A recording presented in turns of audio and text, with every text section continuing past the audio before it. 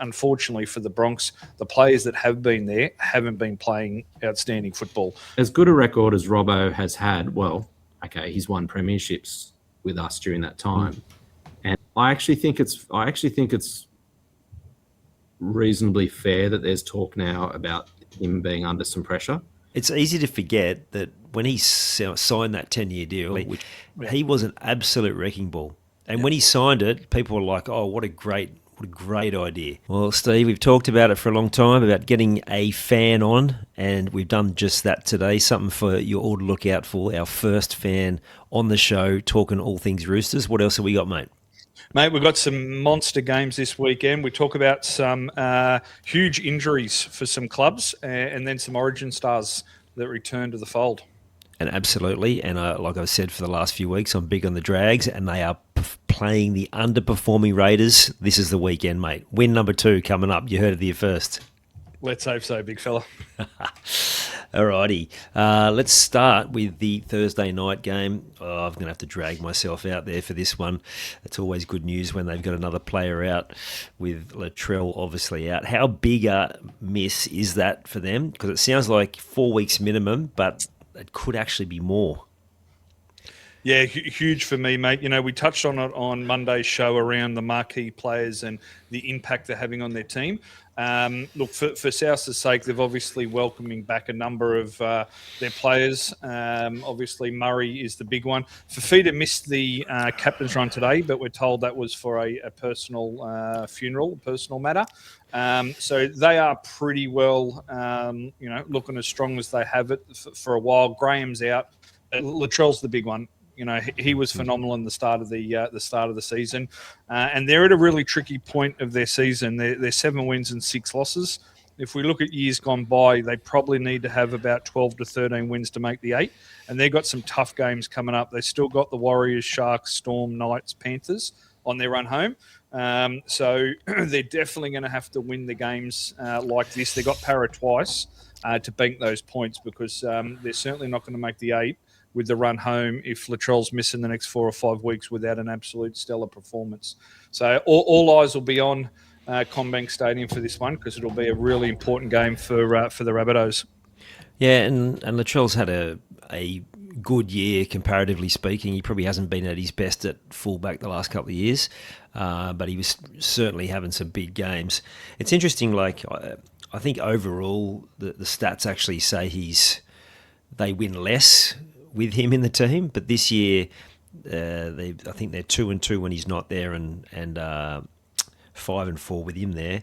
But it's probably more the manner of those games when he is there that he really gets them up in big moments. He always has those moments in games where he produces something special. So they're definitely going to miss him, particularly you would think against teams like Para at the bottom end of the table, where those stars actually can really finish teams off and blow them out of the water. So I think they're going to miss him this Thursday. It's also Mitch Moses' 250th game, so that's going to be a big one for the Para team.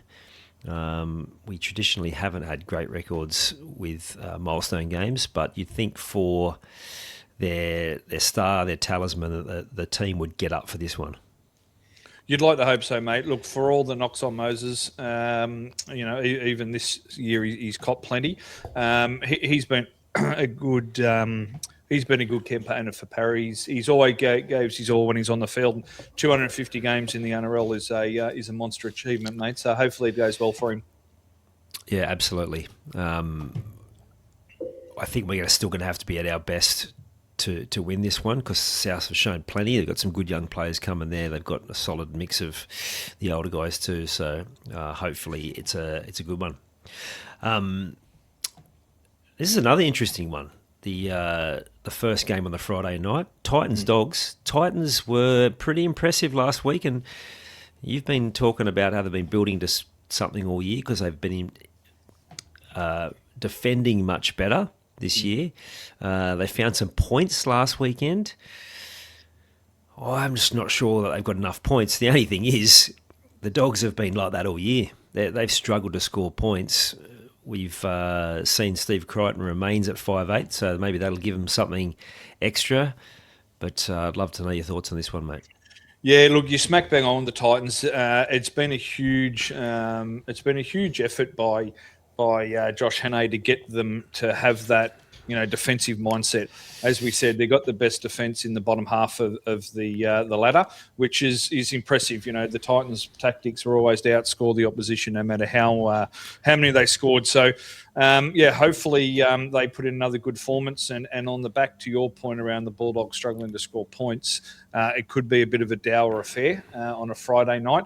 It hasn't been too bad up here weather-wise, but it has been changing daily. So it's hard to say at the moment what we're going to get. It should be good and fine, but it's hard to say. If we get any wet weather, it'll be tough. Obviously, Tino comes back into the side. They lose Cooper Bai, who's been a really, really good find in that young man. But Tino's back from his week off. The big news for the Bulldogs is a good and a bad. They lose Stindili Tupanua, but they get Jacob Preston back. So while they'd love to have them both on the field at the same time, that will soften the blow of losing Tupanua. Look, for mine, I actually like the Titans. The Crichton 5'8" experiment and Burton to the centres will roll on, and they'll have another week to try to bed that down. But, I just like the Titans. I think they might have a couple of too many points in them for me, mate. I'm leaning that way as well. I wanted to mention this before, but while we're talking about the Dogs, the word is Bronson Xerri's on the way out. He's visited Para and Melbourne. Yeah, right. Interestingly, I feel like he's been really back in form since they put him back into the team, and he's been one of their better players week in, week out. They've obviously got the young fella there, whose name escapes me. Anari Tuala. Tuala, he's been going great guns, so they've got someone to step straight in. What are your thoughts there, mate? And the other talk was there's every chance that if he does pick up a deal for next year, that they may let him go before June 30 as well. Yeah. Look, there's certainly talk that Gus needs to make some changes, right? We've been speaking about it since the preseason. So there's no doubt they need to offload some money. We'd spoken several times about it being Burton, the North Sydney Bears, etc., other options for Burton. If they move him to the centres and Crichton to 6, I still think as far as salary cap goes and spend, they're still investing too heavily in the wrong spots. Yep. So for me, only assuming from the outside looking in, Anari Tuala would be on a lot less than Xerri. So it makes sense from that perspective to say to Xerri, off you go. If you can find something else, great. But I still think he's got his salary cap out of whack. And further on that, you look at their spine players. I know he signed Galvin on some coin, but that'd be one of the least expensive spines in the competition that Gus has put together, and that's why they're not scoring points. So I think Xerri won't be the last that we hear that the Bulldogs are starting to shop around and offer an early release on. Yeah, and you're right. It makes a lot of sense from a business perspective, but what would make even more sense from a business perspective would be to keep Xerri and move Burton on. So there might be more at play there, I reckon. Yeah, there's more to meet the eye the whole time. They've had opportunities with Burton, and they are steadfast in keeping him. So, look, it's interesting. At the end of the day, Gus doesn't have a lot of loyalty when it comes to moving players on, but Burton was one of the first to go across to Canterbury when they didn't have anyone. So, you would hope and expect if there is any loyalty left, it would be going Burton's way. But as we've seen before, mate, it's a pretty ruthless business, the old NRL, when it comes to recruitment. Yeah, and especially Gus. Marnie was pretty much the first one that bought into the vision and jumped. And they had no hesitation moving him on, and which turns out to be perhaps not the right decision either. I'd love your thoughts on where Xerri's going to, obviously going to Melbourne is going to be better, you would think, for his football. The word is that he wants to stay in Sydney ideally. But who gets more upside out of this, Para or Melbourne? Oh, look, I think Para are in more need of a good solid first grader, and that's what Xerri is. There is really light rumblings that Jack Howarth could be on the outer at Melbourne. I'm not sure I understand that. They've spent a lot of money in this young fella coming through the grades. Probably some would say too much money coming through the grades. He's finally starting to play first grade, and from everything I see, he's certainly holding down a spot. While he may not be in the top centres in the competition, he's only a young fella who's doing a job. So if there's some rumblings there that they might think they're going to move Howarth on and bring Xerri into the side, obviously Xerri offers them a little bit more speed and attacking flair than Howarth. But there's an interesting one to keep a watch on there, because this could have a domino effect across a couple of teams. Yeah. And then to your point, mate, the Para inside and out. They've got a lot of good young footballers coming through. So as long as he isn't going to get in the way of one of those good young footballers and you lose them to another team, I think he'd be a positive for both sides. Yeah. Oh, that'd be ironic if they end up moving Jack Howarth on, given he was one of the players that Para said you can have Lomax if you offer one of these three. If they then went and flicked him, oh, mate. And especially if they flicked him, got Xerri, that's like another hit to Para that they've caused. Could have been so much different. Rugby league, mate. Rugby league, exactly. The two rumours doing the rounds today are Spencer Leniu to the Eels and potentially Bronson Xerri. To me, out of the two signings, Xerri's the one that excites me more. I mean, before he had his drug suspension, he was such a quality player. But what I love about what he's done since he come back, he's just wholehearted. He runs hard, he defends well. He seems to have a great attitude. Maybe he's not everyone's cup of tea. Who knows?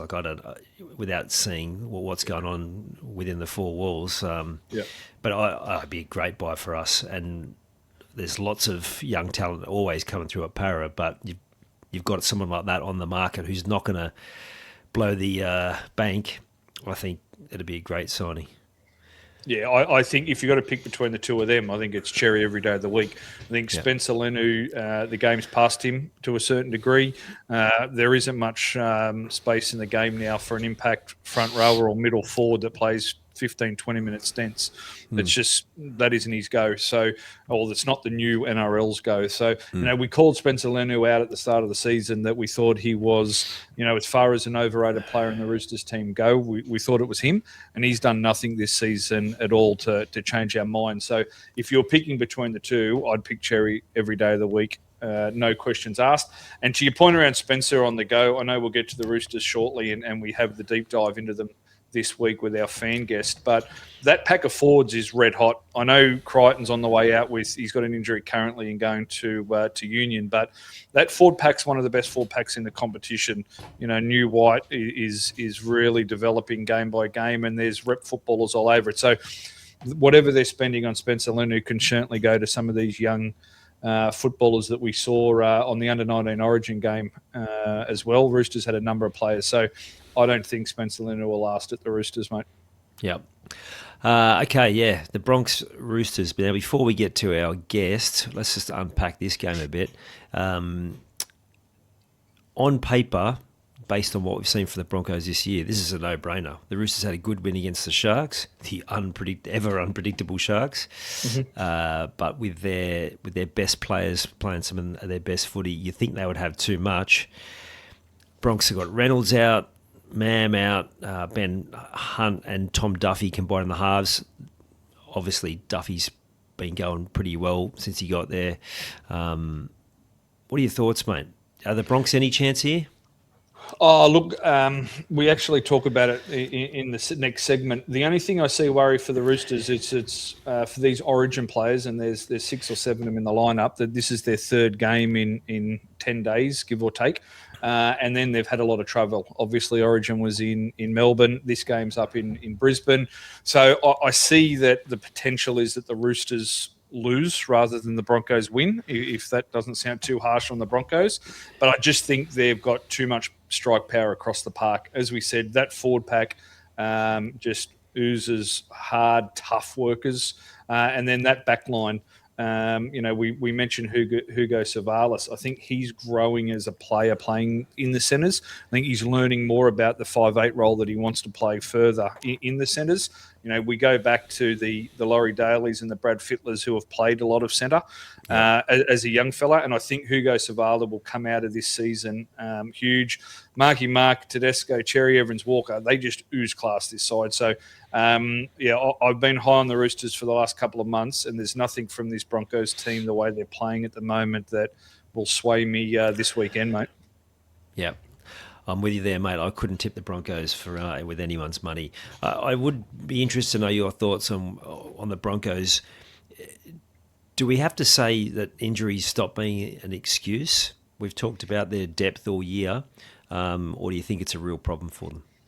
Look, it's twofold. I guess the NRL, the way it is now, it's so professional. You hear the buzz term "next man up" mentality.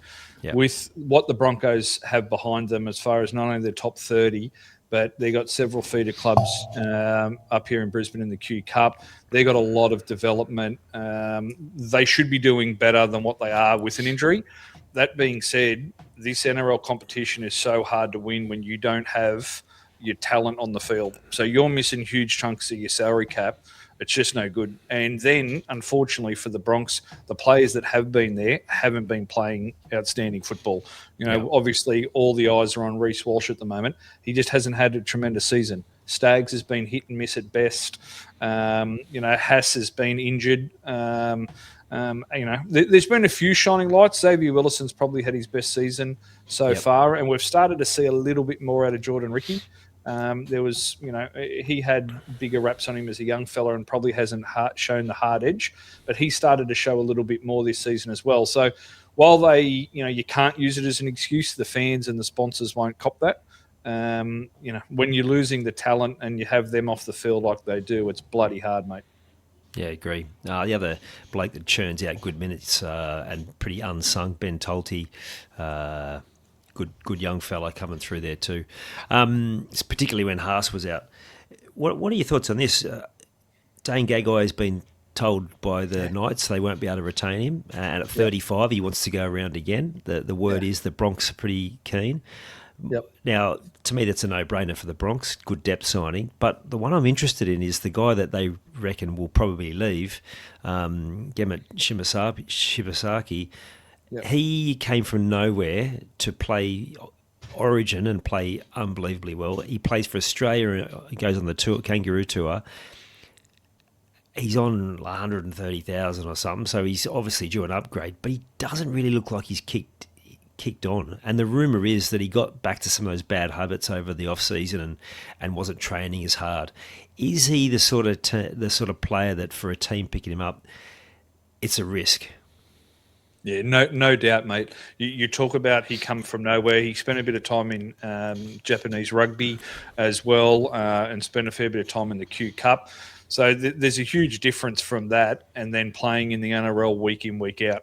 So he's had that one breakout season, and you can't call him a seasoned NRL professional who knows how to get up for a preseason, cops the bumps and bruises and looks after what he needs to off the park, only for the pure fact that he hasn't done it, year in, year out. He's had 1 year at it. So, for me, he's certainly a quality player that I'd be certainly trying to get, but I wouldn't be breaking the bank for it. And that's obviously the decision that the Broncos have made, that he wants more than the Broncos are willing to offer, mate. So, yeah, he'll certainly get a start. There's obviously another club coming in next year and then a second one the year after. So there'll be plenty of opportunities for him to get a start somewhere in the NRL. But I wouldn't want to be breaking the bank. You talk about Xerri. I'd rather go him with a little bit more money than Shibasaki.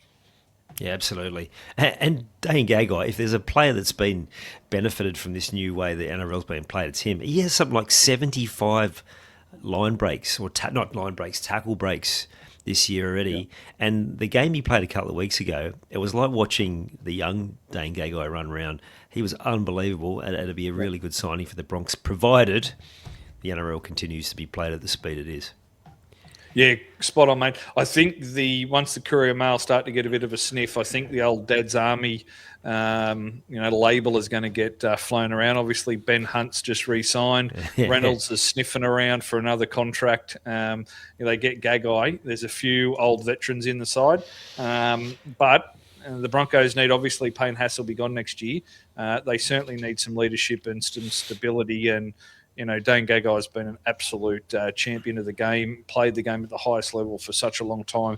So you talk about professionalism. He must be super professional in the way he treats his body for to be still playing at the level he is. So that might be what Maguire's got in the back of his mind, mate, to start bringing some of these young fellas through and surround them with some really good mentors. Yeah, it's a good call. I don't know if you saw what Hoop said during the week that the Souths are hoping that Brisbane lose their next couple of games, in the hope that they can tempt them to let go of Payne Haas before June 30th. You couldn't possibly see that happening. There's zero chance. They'll run Maguire out of town if they let Haas go 1 minute early, I think. Exactly, I can't see that happen. And I'd be disappointed if Haas or even the NRL was allowed that. That's not what... No. We're happy to release players early in the right idea, but that's not what the whole idea is about. So I like the ambition, but that's taking the piss. Yeah, I don't think I don't think there's a few fans around the competition that wouldn't be too happy with that. Yeah, exactly. All right, we both think the Roosters. Now we're going to hear what our resident Roosters expert Troy has to say. So we'll check that out now. Well, we've been telling you for a few weeks we're going to get a guest in to talk about their club. If anyone else is listening and they want to talk about their team, make sure you give us a yell and we'll get you on as well. But Troy, thank you for coming on and being the first guinea pig, and we're talking Roosters. How are you, mate? Yeah, good, thanks. Good, thanks, mate. Nice to be on. Appreciate you having me. Calling me a guest is pretty, maybe a little bit over the top, but happy to come on and talk about the Mighty Chooks. Yeah, of course. I've heard you waffle about this stuff for years, so now's your opportunity. How do you think they're going? Well, there was plenty of people believing that given how well they went last year after they'd let go of a fair bit of salary cap spaces and some high-quality players, that given what they'd brought into the club and given how well those young guys have stepped up last year, that they'd have a big year. Do you think they're on track? Yeah, I'd say they're probably about where I was expecting. I mean, I'm in the camp, as far as the DCE signing goes, I'm in the camp of I was very sceptical about it, and to be honest, wasn't real happy about it because I thought we had a couple of really good young halves coming through in Sand and Smith, who'd been there for a while and was starting to develop well. And then, of course, Hugo Savala just came out of nowhere last year. So, and of course, there's the Rodwell, boys there too. So, and Toby Rodwell's always sort of been earmarked as our next long-term half. So, as far as sort of recruitment goes in the off season, I wasn't real thrilled about what we were looking at, especially with DCE. It's obviously taken a while for him and Walker to find a combination, and it's interesting watching them from week to week actually, because they seem to kind of fluctuate between who's controlling the game. There'll be weeks there where it's DCE controlling it and doing a lot of the kicking and moving the team around, and then there's others where it looks like it's more Walker. So I think they're about where I expected, but I'm a pretty harsh critic and I still get frustrated by the inconsistency. They'll go out, like we saw a couple of weeks ago, they'll go out and smash Canberra and then, the week after get nearly 50 put on them by the Dolphins. And of course the Dolphins are a quality team, but there is still a lot of inconsistency there, I think. And that, I think our for and against shows that too. We've got probably one of the worst for and against. I think I read. Yeah, it's a great shout. Obviously, having new halves there has been a big thing for the Roosters. To your point, I think Hugo Savalas, I think he'll come out of this a better player, playing a few other positions, centre primarily. I think that'll be good for his long-term growth, but it certainly was an unusual one with DCE. Now, you talk about the for and against. Their defence has been the thing for me. Traditionally, the Roosters have had no problem scoring points, but defensively from time to time. But this year, they're I think they're fourth best defensive team in the comp. What do you put that down to, mate? They just seem to have a bit more, I don't know, a little bit more steel about them. I think White has been White's a tremendous player. Like, he's just an absolute beast, and I think he really shores up our defence. But probably added to that, I think too, is the fact that Robson's joined us. You know, he's known as defensively one of the best hookers around. So I think to have him there in the middle, that really adds to it as well. It's I still find though, like we have those nights where, you know, those games, like I said, against Canberra, where our defence is just almost impeccable. But then those other games where we leak, you know, close to 50, we've done it against I think Penrith and also the Dolphins. So I feel like there's still a way to go in terms of that consistency with the defence.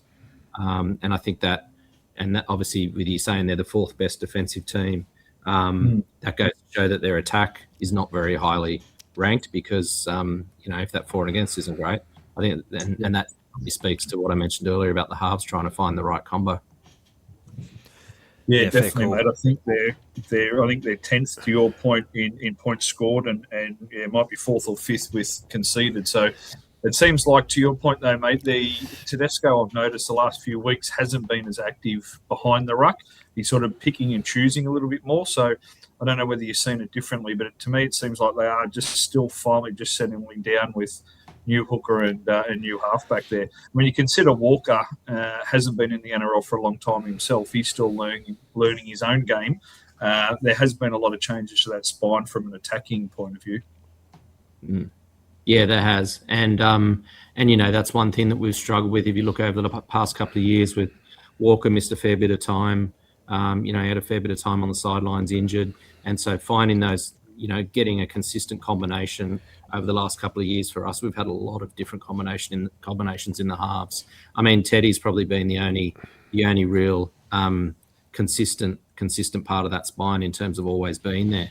And it's interesting. You made that note about Teddy, because it's funny because, you know, I would think most people would say that one of the real strings that he's added to his bow and improved his game over the last couple of years is that ball playing and you know, getting up in the line and throwing passes to, you know, for try assists and things like that, and really getting heavily involved.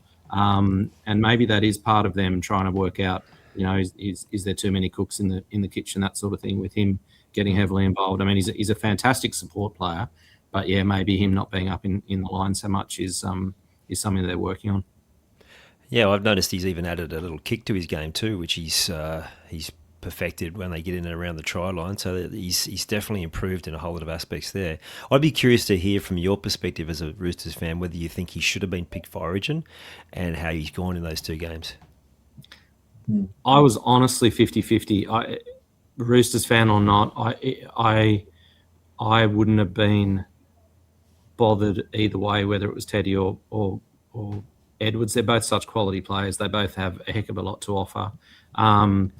I guess purely from a Roosters perspective, I would love to him to have not played, because then he's, you know, free for us and he's not a spring chicken. So actually, a really interesting stat I read the other day. I don't know if you guys have seen that. Apparently, he's never missed a game for the Roosters through injury. He's only ever missed games for the Roosters through, you know, playing representative footy and stuff, or being rested after a representative game, that sort of thing. I think it's true. It was from a pretty reputable source, but that's pretty amazing when you look at right, we got a fire alarm happening. That's there we go.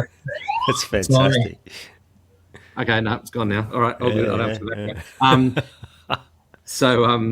So yeah, he when you consider like he had ACLs and stuff at the Tigers before he joined the Roosters, so it's pretty amazing. But yeah, I was going to say that Edwards is a great player as well, and I don't think Edwards had done anything wrong that he deserved to be dropped. So in some ways, I felt sorry for him. How's Teddy gone in these two games?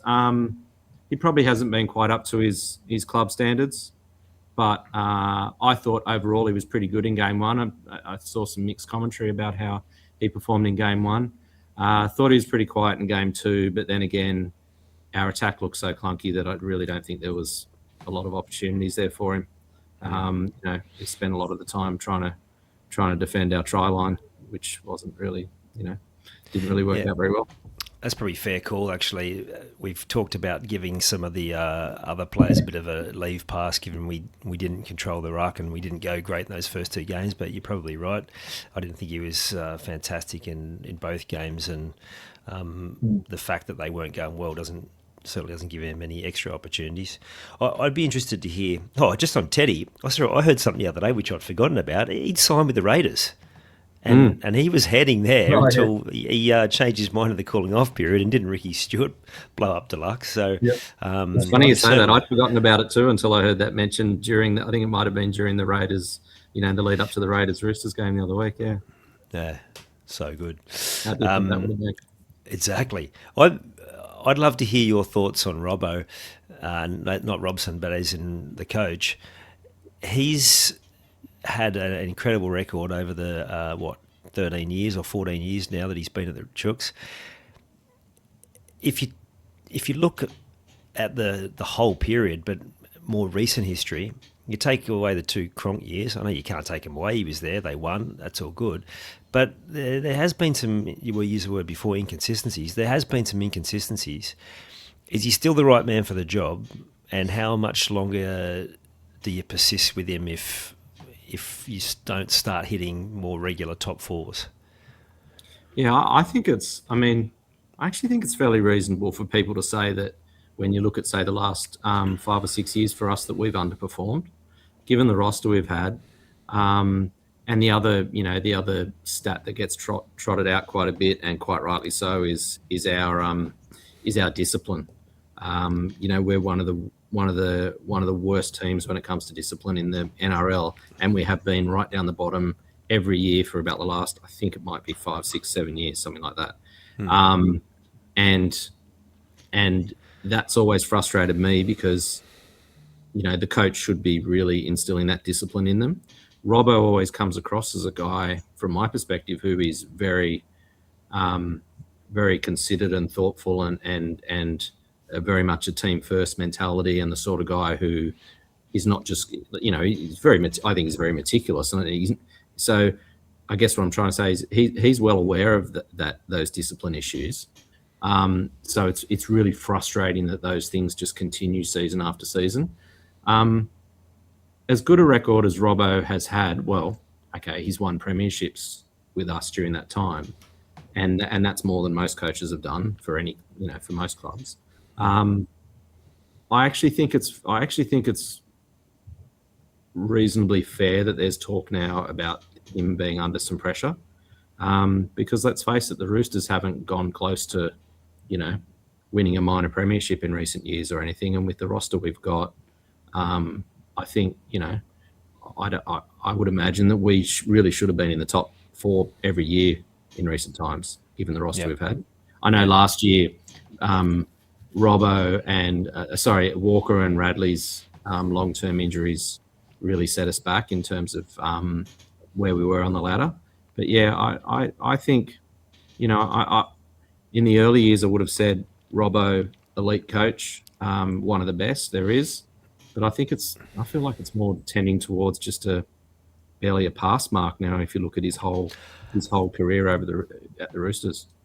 Yeah, okay, it's interesting. Before I let Steve go, because I'm sure he's got more questions there too, do you feel like they have made mistakes in their recruitment in recent years? Like Brandon Smith's the first name that comes to mind, but there were a few others in that time.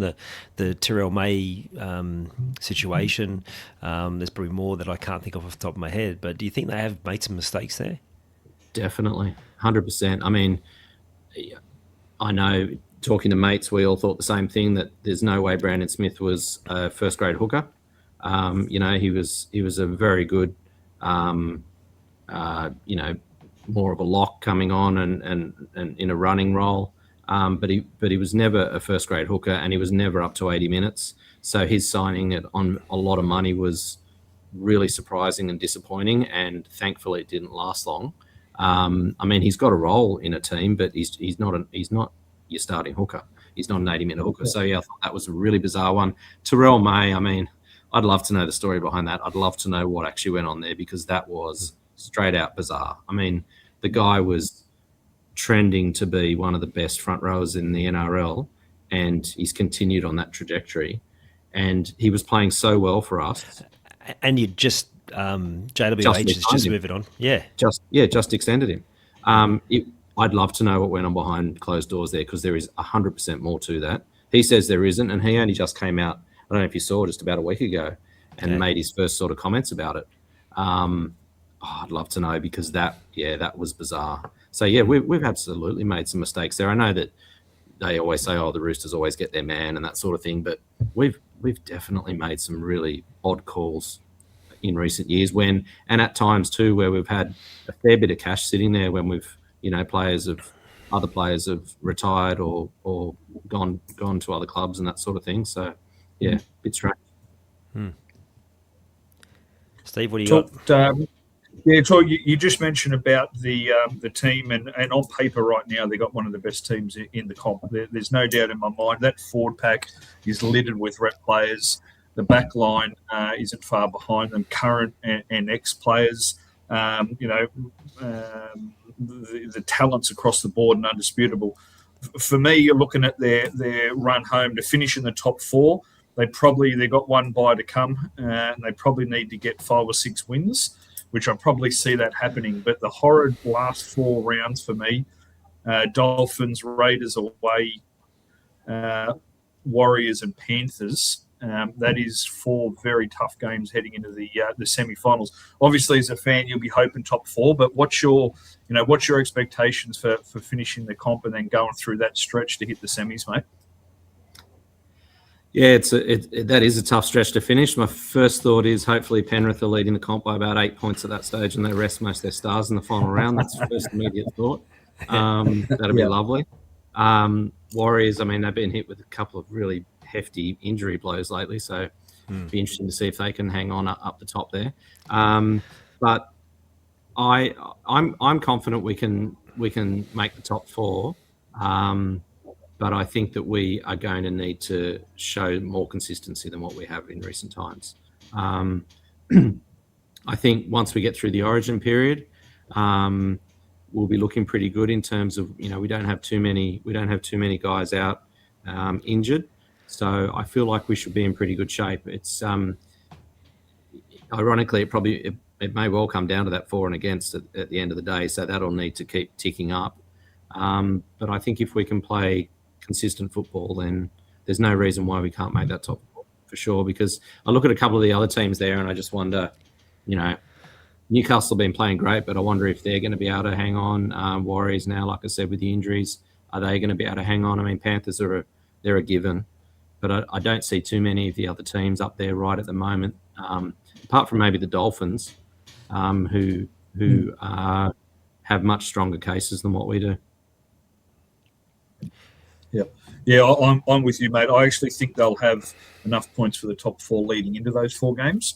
I think for your points, smack bang on. I think anyone who's going to win the comp, they're going to have to go through Penrith and then the Warriors to beat both of those 2 teams in grand final qualifying, grand final day. So if the Roosters come through those final 4 games and then go on a run through the semis, it will be a premiership to remember. There's no question. But with that lineup, both in the forwards and that star-studded back line, mate, I think you've got a good a chance as most of the other teams in the comp at the moment.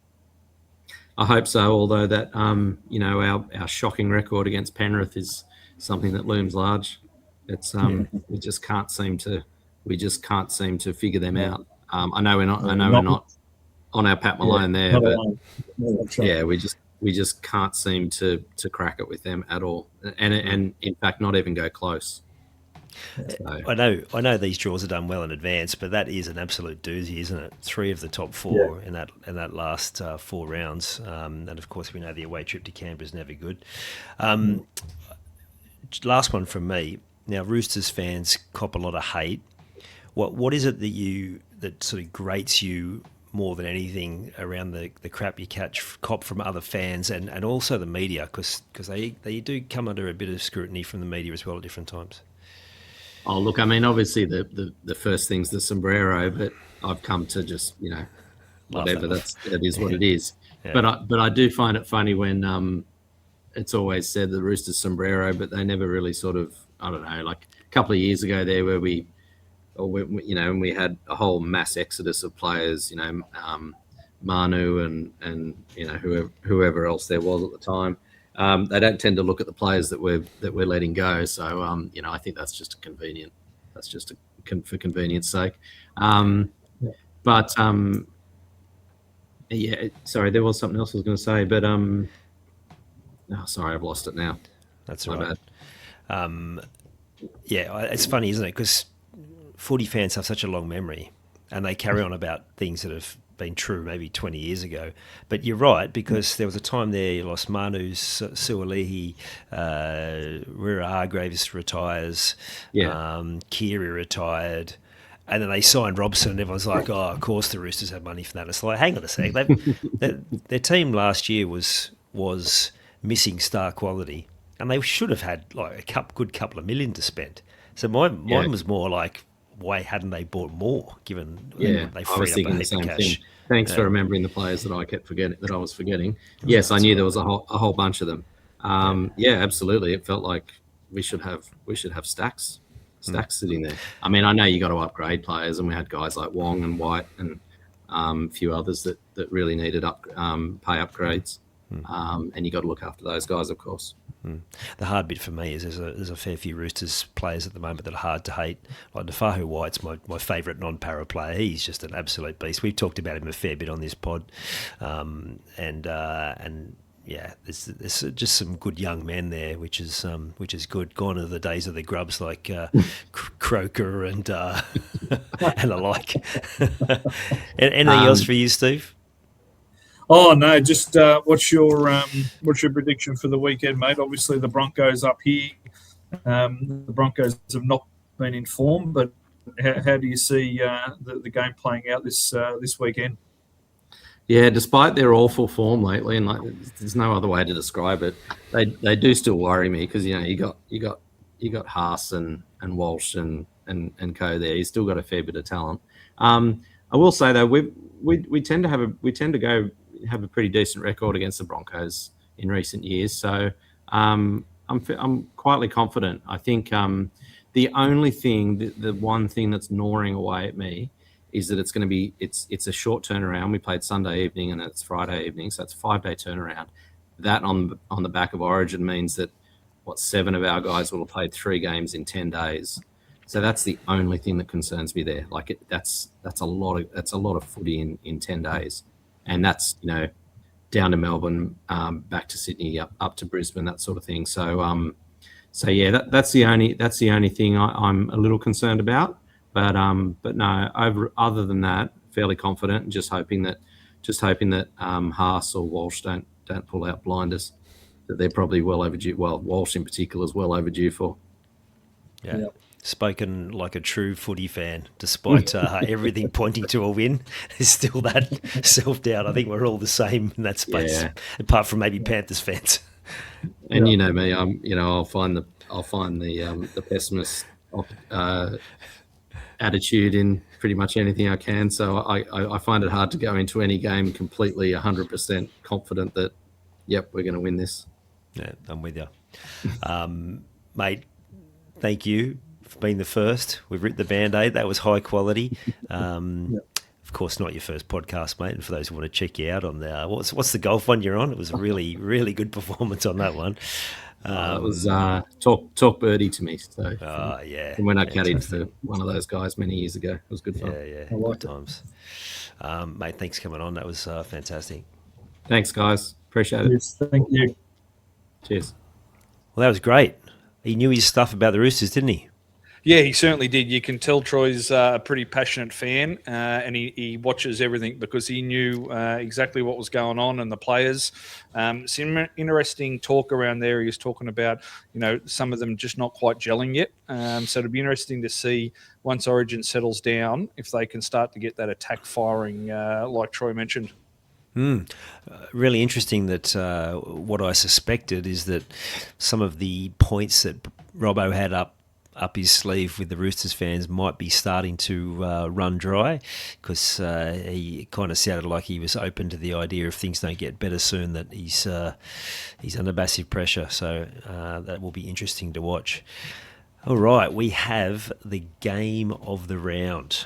Two teams that we both thought would be there or thereabouts in the top 8, but they have shown that they both belong in the top 4. Apart from the recent injury to Jackson Ford, which I believe will keep him out 10 to 12 weeks, which is a massive hole for the Warriors to fill. This will be an absolute belter because other than that, and other than some of the other longer term injuries for both teams that we've talked about before, pretty much full strength. Izzy Katoa's back. Who do you like? Mate, look, I like the Dolphins on the back of the Warriors missing their 2 front rowers. So, as you mentioned, Ford's 10 to 12 weeks is a monster disadvantage to the Warriors. He's genuinely been the informed middle forward of the competition. So not, physically as intimidating as few of the other front rowers getting around the competition, but workload and effectiveness is off the charts from a statistic point of view. And Fisher Harris is obviously out. They're talking round 19, so he could miss another 2 games, give or take. So on the back of that, I'm on the Dolphins at Suncorp. You talk about Hammer. Katoa's back. He missed last week's game. Plath, Cobbo, Flegler. There's some pretty impressive wins when you consider how stacked their team was last week without them. So for me, I've got to go the Dolphins. I know that won't impress some of our Warriors fans, but this is going to be a cannot miss game. 3 o'clock. On Saturday afternoon. We get a dry deck up here at Suncorp. It will be an electric game of football. So for mine, the Dolphins, but the Warriors aren't going to give it to them easy. The Warriors are going to stick it up them, and it'll be a cracking 80 minutes, mate. Yeah, I reckon. I've had a look at the forecast. There's going to be a bit of rain. I'm going with the Warriors. But hard one to pick, and my hope is that it's an absolute ball tearer. Two big packs going at it, and both with electric backs. It's going to be an absolute belter. Yeah, I think this will be a preview for back end of the year, mate. I know that's not going to shock anyone.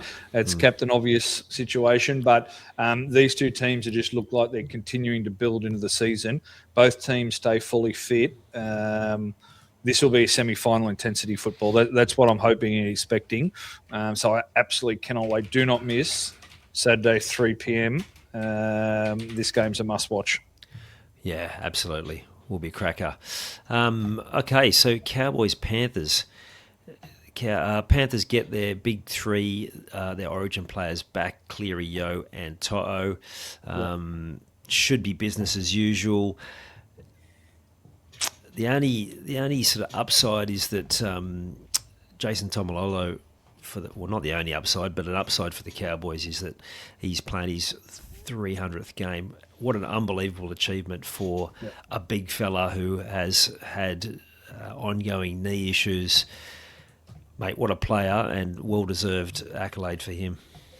Yeah, well done for calling it out, mate. He to play 300 games in the NRL is something unbelievable, but to do it as hard and in the middle as he's done it is quite astonishing. He's a big man. He's carried that big frame all the way through. Obviously started as a lock when the game was a lot different for locks than they are now, and he was just rampaging.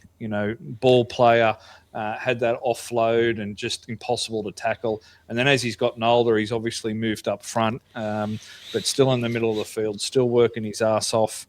The biggest thing on Taumalolo for a long time was that his second stint was even better than his first.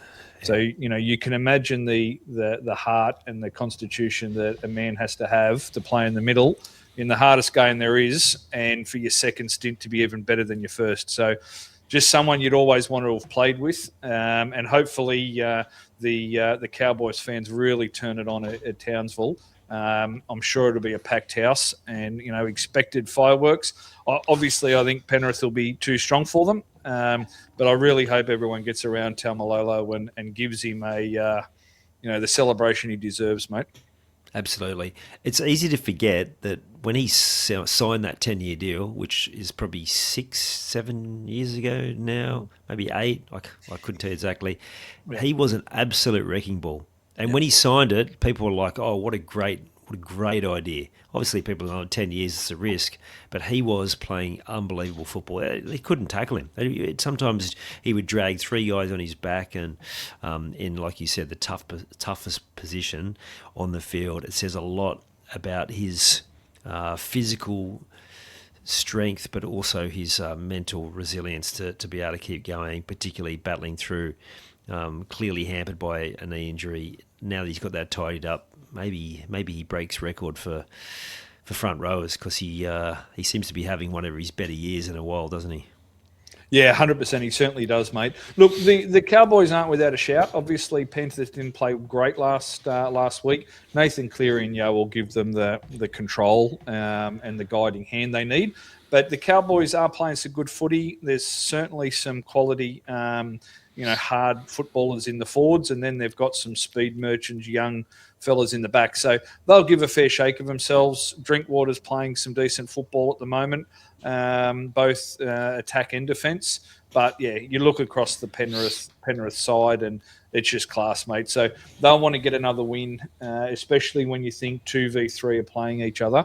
So one of those teams are going to drop 2 points, obviously. So Penrith get a win here at all but locks in their top 2 spot. So they'll want to get the win and then head into Origin and give their players a bit of a rest, mate. So Panthers for me, but as I said, I hope it's an absolute packed house. They're hanging off the rafters, and Lolo gets everything he deserves for the celebration, mate. Yeah, agree. I think what Troy predicted may happen will absolutely happen, that the Panthers will rest their players in that final round, because they'll have won that. They'll have won the minor premiership by the length of the straight, I'd say, by them. Barring some disastrous run of injuries, can't see anything else happening. Now on Saturday night, the main game on Saturday, the 7:30, the Battle of Brookie. Probably not a single player left from that original well-known battle, but they still have a fair bit of hatred towards each other, these two teams, and it's always a big game down at Brookvale, should I say, 4 Pines for this one. Are the Storm back enough to be a genuine chance in this one? It's a bit of a graveyard Saturday night at the 4 Pines. Yeah, it certainly is, mate. And Jerome Hughes is out, so they're talking 1 to 3 weeks. He's got a hemi twinge. But, yeah, I think the Storm are back. Tyrone Wishart comes in. He offers something a little bit different to Hughes. Look, Hughes is obviously a runner of the football, but Wishart is big on the run-first mentality. So that'll offer a little bit different. Joe Chan in the centres. He'd be one of the biggest centres in the NRL going around at the moment, Big Joey Chan. But they're pretty well stacked, Hughes aside, mate. So I'm expecting Storm to really come out, similar to what I'm saying about Penrith. Storm know that they've got on a bit of a roll. They're 3-1 in the last 4 games. Their away record's not great. They're only 2 wins and 5 losses. So they do know they need to get a couple of away wins to make this happen. But again, we speak about the Manly team, especially that back line. They got speed to burn. So this will be a good test. Bit of media talk around Jamal Fogarty not really standing up when he needed to in the last couple of weeks. That was the knock on him from last year's semi-final performance. So it'll be interesting to see how he stands up to the press and the talk around him in the crunch moments. And then obviously the old stager at the fullback position with Tommy Turbo.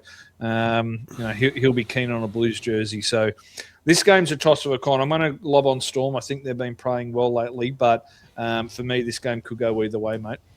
I'm going with the Eagles. I think last week was the loss they need to have. I don't know whether they didn't train well or whether Foran saw it coming, but I think I mentioned on the Monday show that it was the first time he looked really distressed in the coach's box. I expect him to bounce back. One guy, a shout out to Taniela Paseka.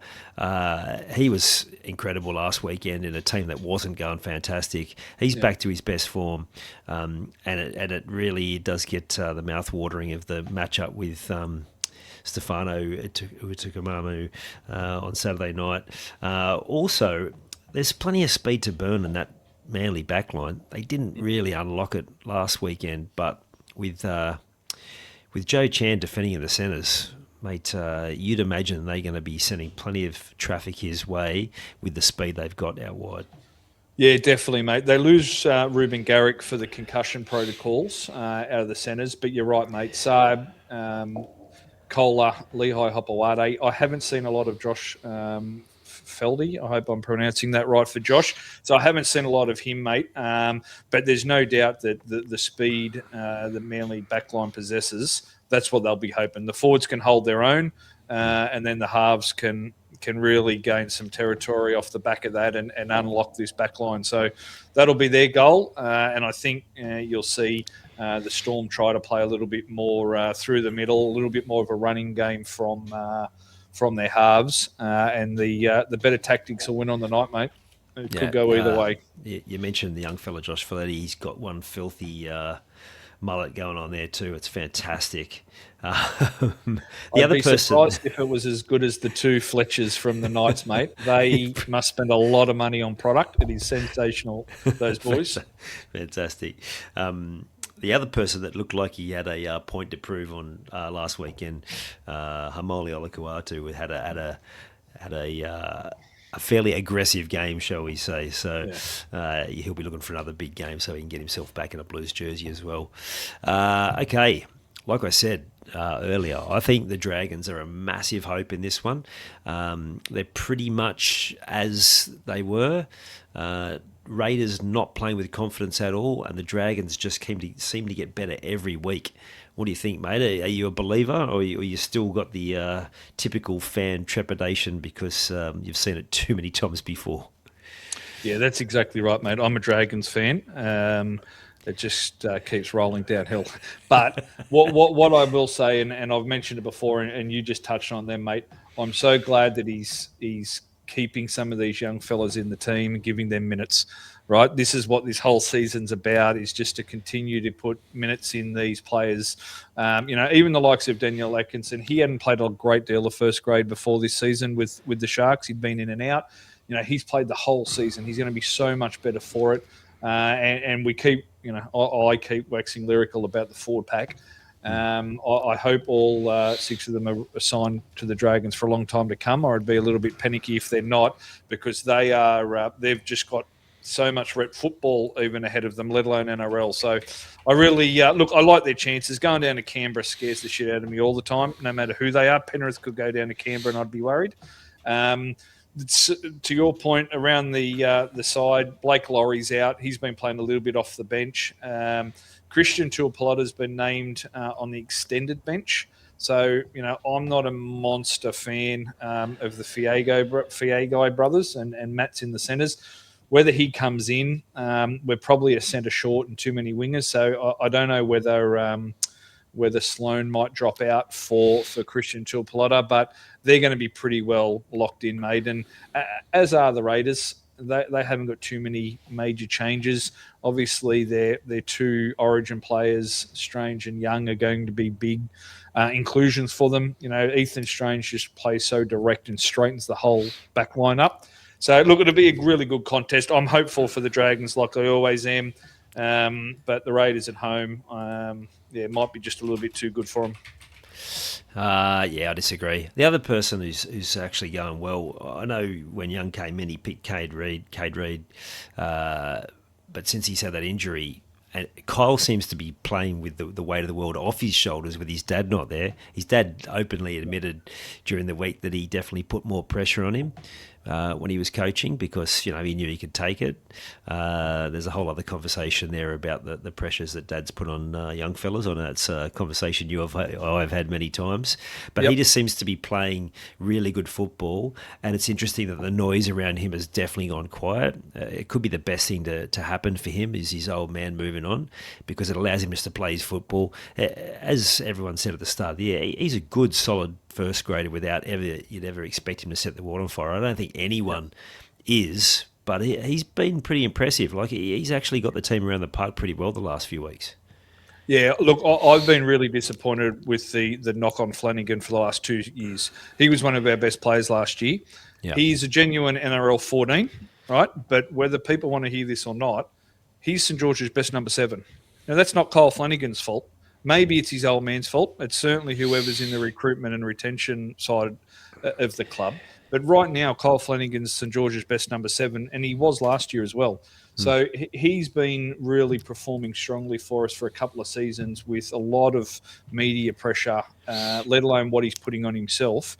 That's been really unfair for mine. So, I was desperately hoping he would have grabbed that ball and scored the try, more for him, the personal victory rather than the victory for the Dragons last week. It just wasn't to be, unfortunately. But you know what you're going to get out of Flanagan. He's going to give his all. Now, that's not what Cleary's going to give you, because Cleary's a better footballer, but Flanagan's also not on $1.2 million a year like Cleary's on. So I think there's a lot of people out there that have been grossly unfair to Flanagan, and I genuinely hope he keeps going, and I hope he continues to be at St George.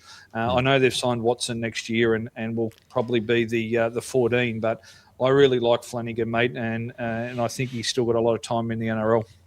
Absolutely. And he's tough as nails, as you'd expect with his dad as the coach. Big in for the Raiders, Simi Sasagi. He's been probably their best all year. So that's a massive upside for them, and they're definitely a better team with him on the pitch. I hadn't seen that, so maybe I might be jumping off the Dragons after all. We do. We don't touch on Supercoach too much, but I can guarantee you there's a lot of coaches out there that have held on to Simi Sasangi, probably in hindsight too long, but they are very, very happy he's been named in the centres, and they're probably very happy that they look across the park and Fiingai and Holmes are up against him and Timoko, because I think they'll burn us on both edges. But yeah, there's a lot of Supercoach players very happy that Semi Sasangi's in the side, mate. Yeah, well, Val can't go any worse than last week, so he's got to be due. Let's hope he doesn't try, mate. Final game of the weekend, Knights Tigers. Another interesting one. Adam Dewey is back. The Knights have been winning without being super impressive, but they have Ponga and Dylan Lucas returning as well. And the big man, Alex Twal, is back for the Tigers as well. This should be a belter. Yeah. It should be a belter, mate. We've been saying that the Tigers need to be back at full strength, and they are. So they're Samuel Afainu's got one more week. He's probably back next week, word on the street. So we talk about Supercoach. Tony Sucker, I hope I'm pronouncing that right as well. Don't go rushing to be buying him. I think Fainu will be back next week, but 12 back is a huge addition. So they're virtually at full strength now, give or take. That being said, mate, this Newcastle Knights team just looked really sharp. They look stacked. Got a number of informed players. Obviously, Best will be wanting to try and push his case for Origin. Ponga's back and playing some really good football on the back of his Origin resting. And that 4-pack, they don't get too many raps, but bloody hell, they're hardworking, mate. And they've taken it to a number of different teams. So I think Newcastle will be too strong, but a fully fit West Side, I'm expecting an absolute cracking showing by them, mate. Yeah, absolutely. Pierce Paul's a big out for the Tigers as well. But other than that, yeah, like both teams pretty strong. There was something else I was going to add there too, but it's completely slipped my mind, so we will move on.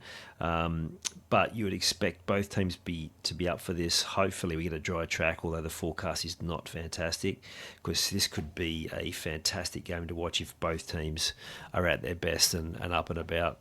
All right, game of the round, mate. What do you like? Oh, look, the obvious one for me is Dolphins and Warriors. I think that'll be absolute must-see primetime TV. I think they'll absolutely knock the shit out of each other up front, and then the backs will take over at the back end of the game.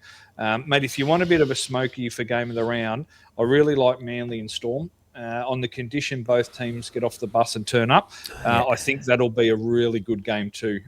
Packed house at Four Pines, and the crowd will be giving it to the Storm on the back of the bad blood over the years. So I'm expecting that to be a bit of a smoky game of the round, but hard for me to go past Finns and the Warriors, mate.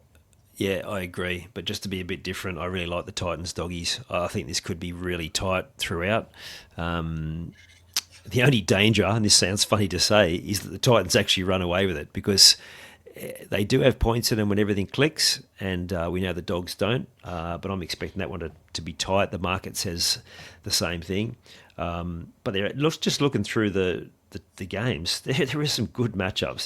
This would be a tipster's nightmare, and quite a good, well, if the games go as we hope, a great weekend of viewing. What about your lock of the week, mate? Who are we locking in as a guaranteed win from you? Mate, I went with all the favourites last week and missed two monsters, mate. So I look over this one now and think the favourites are going to win every game again. But I get drawn to that Storm game, mate. They've named the Manly team as favourites, and I know they're at Brookvale and they're fairly well full strength, but I just like the Storm, mate. They're on a roll. Munster loves this time of year.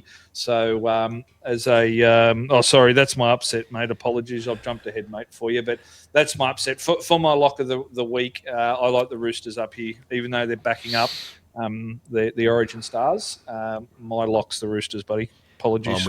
I'm with you on that one as well, mate. I just think that the Bronx are in disarray, and I expect the Roosters to actually put a score on them on Friday night.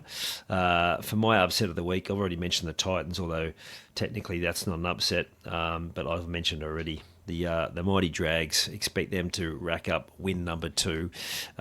They seem to be not just heading in the right direction, but they could be playing Dean Young into a 2027 coaching gig too, because we've definitely seen a turnaround since he was in place. Certainly not of the magnitude as what we saw from Manly when Foran went in there, but